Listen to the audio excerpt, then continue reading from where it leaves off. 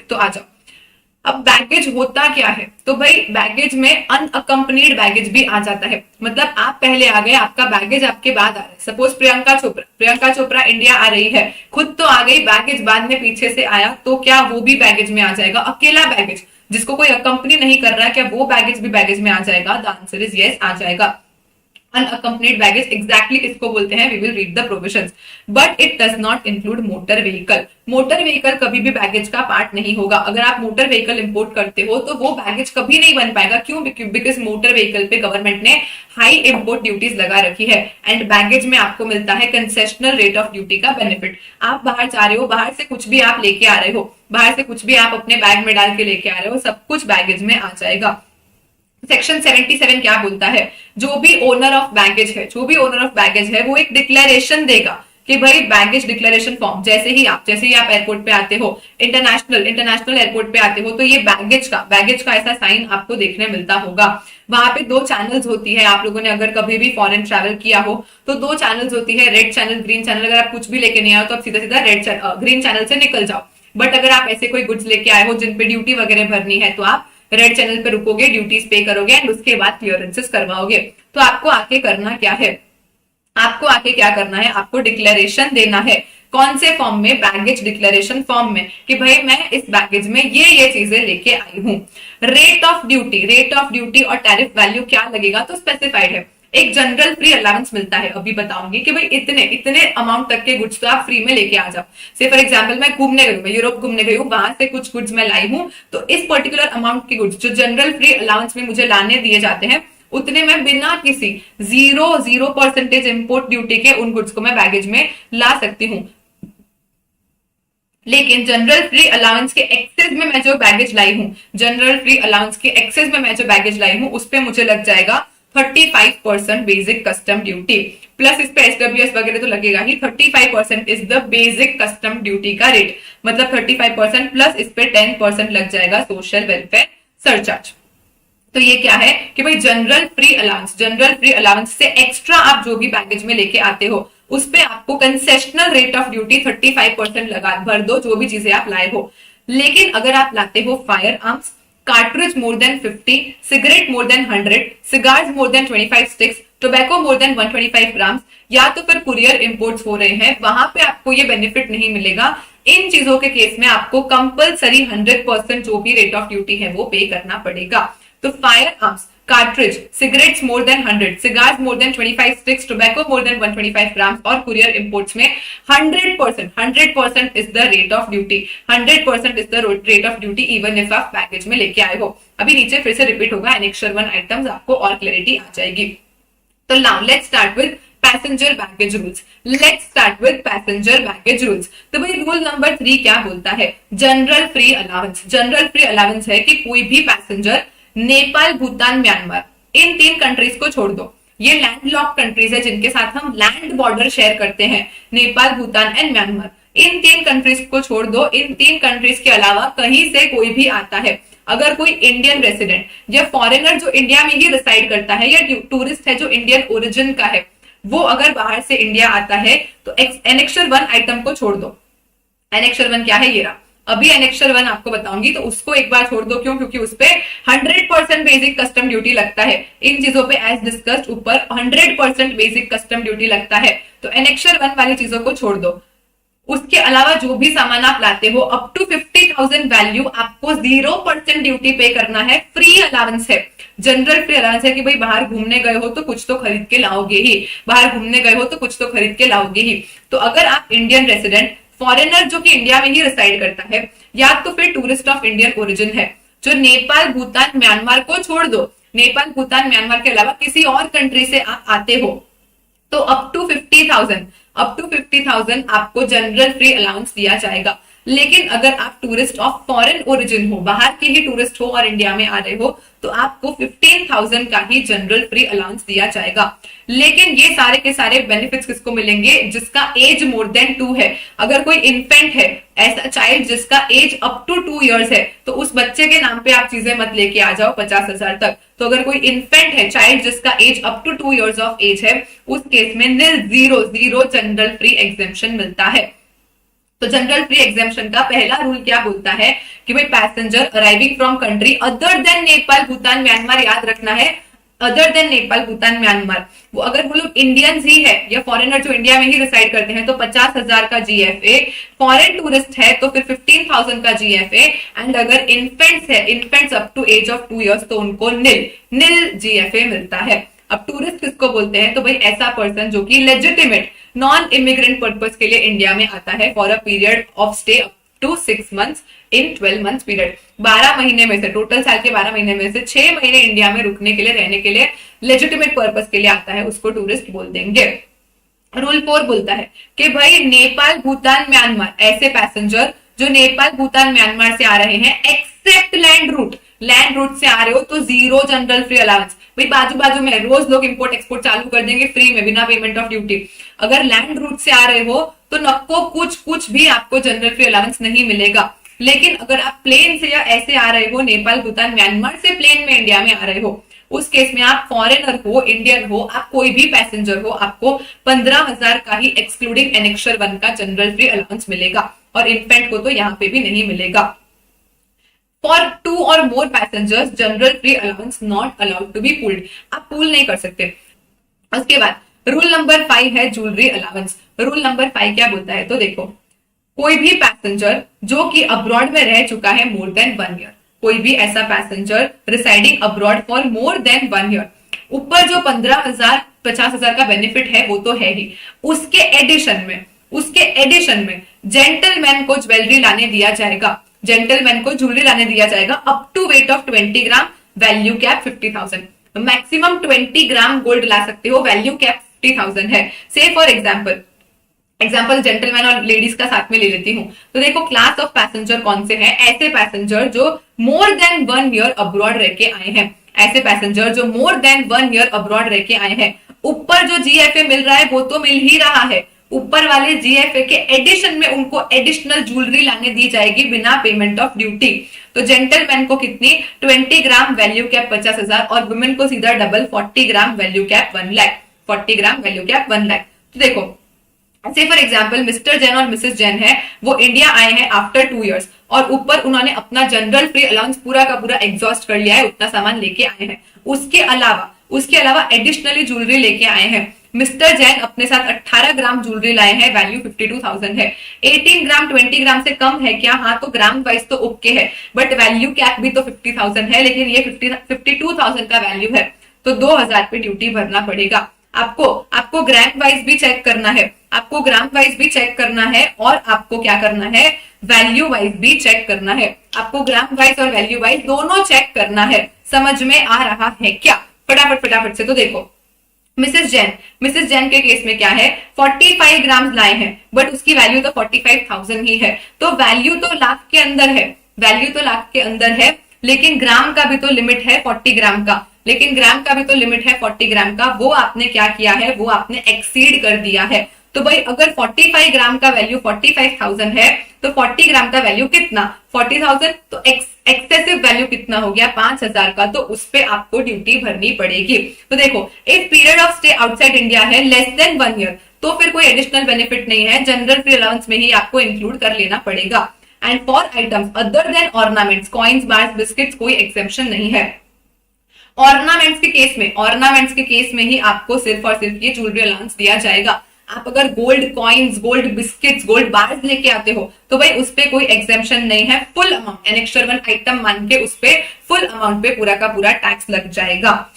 तो देखो general free allowance हमने देख लिया। उसके बाद रूल नंबर 5 है ज्वेलरी अलाउंस। अगर कोई भी पैसेंजर जो मोर देन 1 year अब्रॉड रह के आया है, और मेरे साथ सब लोग मोर देन 1 year अब्रॉड रह के आया है, जनरल फ्री अलाउंस जो 15,000 50,000 का मिल रहा है वो तो मिलेगा ही मिलेगा, उसके अलावा एडिशनल ज्वेलरी लाने दी जाएगी बिना पेमेंट ऑफ कस्टम ड्यूटी।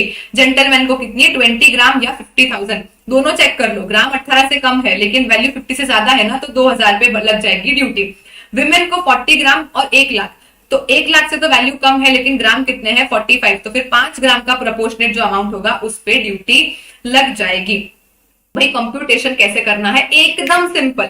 सबसे पहले स्टेप 1 में क्या करो, यूज पर्सनल इफेक्ट्स हटा दो, ट्रैवल सोविनियर्स हटा दो और लैपटॉप कंप्यूटर हटा दो। अगर आपकी उम्र 18 से ज्यादा है, आप अडल्ट हो, तो आप लैपटॉप ला सकते हो, उसमें जो चाहो देख सकते हो।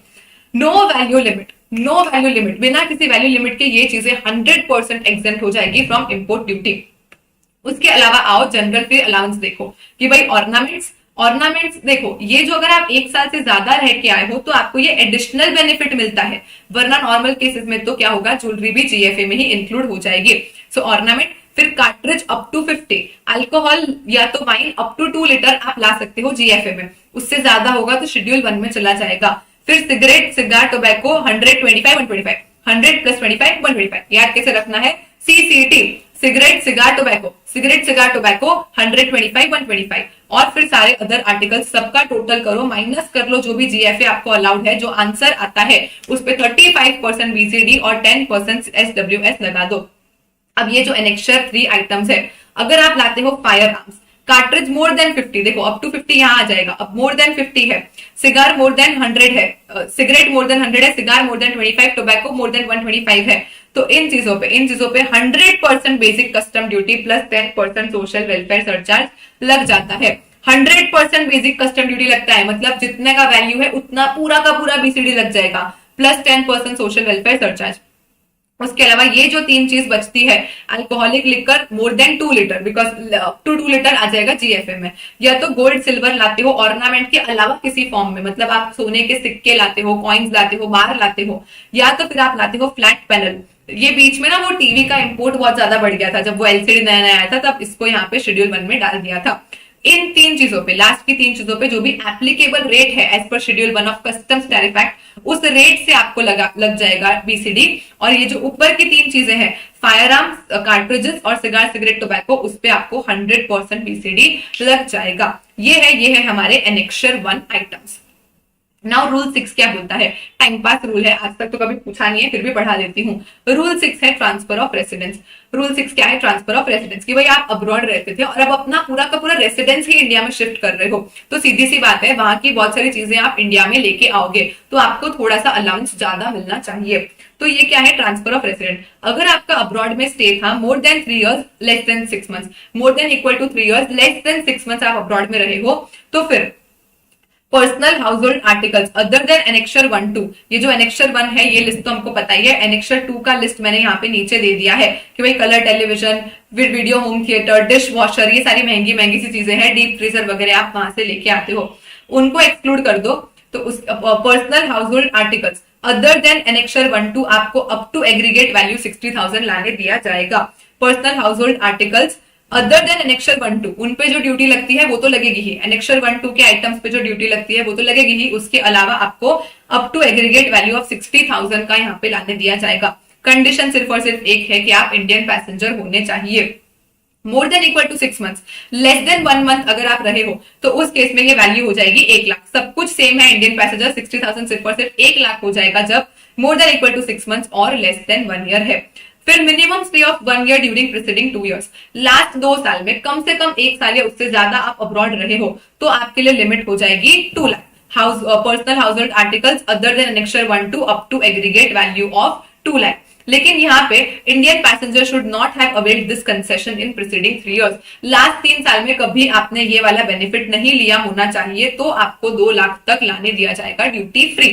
एंड लास्ट क्या बोलता है भाई, मिनिमम स्टे ऑफ 2 इयर्स और मोर, मिनिमम स्टे ऑफ 2 इयर्स और मोर का अगर है तो आपको 5 लाख तक ये सारी पर्सनल हाउस होल्ड आर्टिकल्स लाने दिया जाएगा other than annexure 1-2 up to aggregate value of 5 lakh. ऐसे ऐसे टाइम पास है, ठीक है, 50, 1 लाख, 2 लाख, 5 लाख याद रखना है, और 3 साल 6 महीने 1 साल 2 साल ऐसा याद रखना है। यहाँ पे कंडीशंस क्या बोलती है, मिनिमम 2 साल का स्टे अब्रॉड होना चाहिए, डेट ऑफ अराइवल से पहले आपका मिनिमम 2 साल का स्टे तो अब्रॉड में होना ही चाहिए।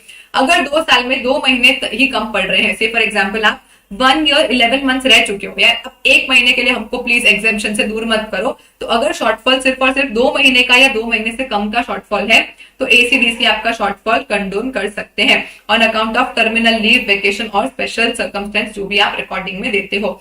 And total stay in India on short visit during preceding 2 years should not exceed 6 months. बीच बीच में आप थोड़े थोड़े टाइम के लिए इंडिया अगर रहने भी आए थे तो वो जो आपका छोटा छोटा सा शॉर्ट विजिट है उसका टोटल अगर कर लो तो 6 महीने से ज्यादा नहीं होना चाहिए। प्रिंसिपल कमिश्नर इसका भी आपको कंडोनेशन दे सकते हैं। और वो सेम चीज कि भाई लास्ट 3 साल में आपने कभी भी ये वाला अलाउंस ऑब्टेन नहीं किया है, इसमें कोई रिलैक्सेशन नहीं मिलेगा। लास्ट 3 साल में अगर एक बार ऑब्टेन कर लिया है, भाई कितनी बार चेंज ऑफ रेसिडेंस करते रहोगे, बैठे रहो चुपचाप। तो as I said rule 6 is time pass, ठीक है, एक बार रीड कर लेना। ट्रांसफर ऑफ रेसिडेंस अगर होता है तो भाई articles allowed free of duty आपको 60,000, 1 लाख, 2 लाख और 5 लाख तक के आर्टिकल्स आपको ड्यूटी फ्री लाने दिए जाते हैं, बिकॉज आप अपना पूरा का पूरा रेसिडेंस यहाँ पे शिफ्ट कर रहे हो। एनेक्सर 1 इंपॉर्टेंट है, लर्न कर लेना, बिकॉज वो ऊपर के सारे कैलकुलेशन में काम आएगा। लेकिन जो एनेक्सर 2 है, ठीक है, just read it and read and leave. Now rule 7 बोलता है करेंसी लेके आई तो फेमा के हिसाब से गवर्न होगा, उसमें कोई बीच में टांग नहीं अड़ाएगा। करेंसी अगर लेके आई हूं तो import export of currency governed in accordance with provisions of FEMA. अब एक जो मैंने आपको बताया था अनअकम्पनीड बैगेज, तो रूल नंबर 8 बात करता है अनअकम्पनीड बैगेज का। तो बैगेज रूल्स अप्लाई होते हैं अनअकम्पनीड बैगेज को। लेक्चर स्टार्ट किया तभी बोल दिया baggage includes unaccompanied baggage. Unaccompanied baggage बोलेंगे किसको, तो ये हमारी पैसेंजर आ रही है, अराइवल ऑफ पैसेंजर है। पैसेंजर के आने से 2 महीने पहले तक बैगेज आ जाता है, या पैसेंजर के आने के 1 महीने बाद बैगेज आता है। पैसेंजर अभी आ गई, उसके आने से 2 महीने पहले बैगेज आ चुका है, या तो इसको एक्सटेंड किया जा सकता है अप टू 1 ईयर, और such period allowed by AC DC not exceeding 1 year. Total AC DC allow करके टोटल 1 साल तक अलाउ कर सकते हैं। पैसेंजर के आने से 2 महीने पहले बैगेज आ गया है, या तो पैसेंजर आने के 1 महीने बाद तक बैगेज आया है, इसका भी एसीडीसी एक्सटेंशन प्रोवाइड कर सकते हैं। कितना वो नहीं लिखा है, बिफोर में लिमिट है 1 साल की, आफ्टर में एसीडीसी की इच्छा कितना भी एक्सटेंशन दे सकते हैं। तो उस केस में जो बैगेज के रूल्स है, ऊपर जो भी जनरल फिलहाल सब कुछ पढ़ा था, सेम टू सेम सब कुछ अनअकम्पनीड बैगेज को भी अप्लाई हो जाएगा। तो भाई पैसेंजर के आने से 2 महीने पहले, 1 महीने बाद कितना भी एक्सटेंड हो सकता है, पहले मैक्सिमम 1 साल पहले तक जा सकता है। इतना ही प्रोविजन है, कुछ कंफ्यूज होना नहीं है कि भाई अनअकम्पनीड बैगेज इसको बोलते हैं, और इस पे भी बैगेज के रूल्स अप्लाई हो जाते हैं ना। ये क्यूट सीखने, ये क्यूट है, इसको तो अब क्या बोलेंगे, हॉट बोल लेते हैं। तो हॉट सी एयर होस्टेस और क्यूट सा पायलट, हॉट सी एयर होस्टेस और क्यूट सा पायलट है। मतलब ये लोग कौन है, ये लोग क्रू मेंबर्स है, ये लोग क्रू मेंबर्स है। इनका तो रोज का आना जाना लगा है, इनका तो रोज का आना जाना लगा रहता है। अगर इनको भी बाकी सारे पैसेंजर जितना जनरल फ्री अलाउंस दे दिया तो इनका तो इंपोर्ट एक्सपोर्ट का मस्त काम चालू हो जाएगा। तो भाई अगर ड्यूटी पे है, अगर ये क्रू मेंबर्स ड्यूटी पे है, अगर क्रू मेंबर्स ड्यूटी पे है, तो उस केस में allowed to bring chocolate, cheese, cosmetics, gift item for self family up to 1500, सिर्फ और सिर्फ 1500 तक का इनको जनरल फ्री अलाउंस मिला है। वो भी ऐसे chocolate, cheese, cosmetic, gift item वगैरह छोटी मोटी चीजें ला सकते हैं 1500 की बिना ड्यूटी के। उसके अलावा कुछ भी होता है तो ड्यूटी लग जाएगी। टर्मिनेशन फ्रॉम जॉब, लेकिन जिस दिन इनके जॉब का आखिरी दिन है, अब से ये क्रू मेंबर नहीं रहेंगे, जॉब का टर्मिनेशन हो रहा है, आखिरी बार उड़ान पे है, तो भाई उस केस में नॉर्मल जो पैसेंजर बैगेज रूल्स लगते हैं वही इन पे लगेंगे, बिकॉज अब ये लास्ट बार उड़ रहे हैं। एज पैसेंजर सोचेंगे और चीजें इनको लाने देंगे। क्योंकि भाई अगर हम क्रू मेंबर को भी 50-50 हजार का जीएफए अलाउ कर दें तो ये तो रोज इंपोर्ट एक्सपोर्ट का काम कर देंगे, बिना ड्यूटी चीजें लाना चालू कर देंगे। इसलिए क्रू मेंबर को सिर्फ और सिर्फ chocolate, cheese, cosmetic, gift item up to 1500 लाने दिया जाएगा। और पैसेंजर बैगेज रूल्स इन पे अप्लाई होंगे कब, जब इनकी जॉब का टर्मिनेशन हो रहा है। ये last rule 80 and we are done with chapter. तो रूल 80 क्या बोलता है, temporary detention of baggage. Temporary detention of baggage मतलब जब बैगेज में ड्यूटीएबल या प्रोहिबिटेड गुड्स है, ऐसे गुड्स जिन पे ड्यूटी लगनी चाहिए या जो गुड्स इंडिया में प्रोहिबिटेड है, बट एक्चुअली आप इनको इंडिया में इंपोर्ट करने के लिए लाए ही नहीं हो। आप से फॉर एग्जांपल आप यूएसए से निकले हो, बीच में आप इंडिया आए, अब इंडिया से आपको कहीं और जाना है, इंडिया से आपको सपोज स्विट्जरलैंड जाना है, ऐसा कुछ भी है, आपके पास ड्यूटीएबल प्रोहिबिटेड गुड्स है, बट आपका इंटेंशन नहीं है इनको इंडिया में क्लियर करने का, तो आप क्या कर सकते हो, पीओ के पास अपने गुड्स डिपॉजिट कर सकते हो। पीओ को बोलोगे जब इंडिया से वापस जाऊं तब मुझे गुड्स दे देना। सो पीओ में at request of passenger detain such article and return it to him। May 22 exam का क्वेश्चन है, May 22 एग्जाम का क्वेश्चन है। हमको लगता है कि कैसे छोटे छोटे सेक्शन रूल थोड़ी ना पूछते होंगे, कुछ भी पूछ लेते हैं। टेम्पररी डिटेंशन का क्वेश्चन आया था May 22 में ही आया था, मेरे अटेम्प्ट में ही आया था, इसलिए मुझे स्पेसिफिकली याद है कि भाई जब भी बैगेज में ड्यूटीएबल या प्रोहिबिटेड गुड्स है, जब भी बैगेज में ड्यूटीएबल या प्रोहिबिटेड गुड्स है, उस केस में पैसेंजर पीओ को रिक्वेस्ट कर सकता है कि मुझसे ड्यूटी मत भरवाओ, अपने पास गुड्स रख लो, जब इंडिया छोड़ के जाऊं तब दे देना। लेकिन किसी कारण से पैसेंजर आया तो दिल्ली में था, तब दिल्ली के पीओ को कुछ डिपॉजिट कर दिया। उसके बाद खुद घूमता घूमता मुंबई पहुंचा, मुंबई से निकल लिया। तो उस केस में क्या होगा, अगर पैसेंजर कलेक्ट नहीं कर पाया तो पैसेंजर को एज कार्गो या तो फिर किसी और दूसरे ऑथराइज, वो बोल देगा, वो पीओ को बोल देगा कि भाई दिल्ली में मेरा एक दोस्त आएगा, उसको दे देना, वो वहां से मेरे साथ स्विट्जरलैंड आने वाला है। ऐसा कुछ भी है कि पैसेंजर कलेक्ट नहीं कर पाया तो वो किसी और पैसेंजर को ऑथराइज कर सकता है, या तो फिर एज कार्गो उसको भेज दिया जाएगा। सिंपल सी चीज है कि जब भी बैगेज में ड्यूटीएबल या प्रोहिबिटेड गुड्स है, उस केस में आपका इंटेंशन नहीं है इन गुड्स को इंडिया में रखने का, तो कोई बात नहीं, पीओ के पास इन गुड्स को डिपॉजिट कर दो, जब इंडिया छोड़ के जाओ तो गुड्स ले जाना, हम आप पे इस पे इंपोर्ट ड्यूटी नहीं लगाएंगे। Done with baggage.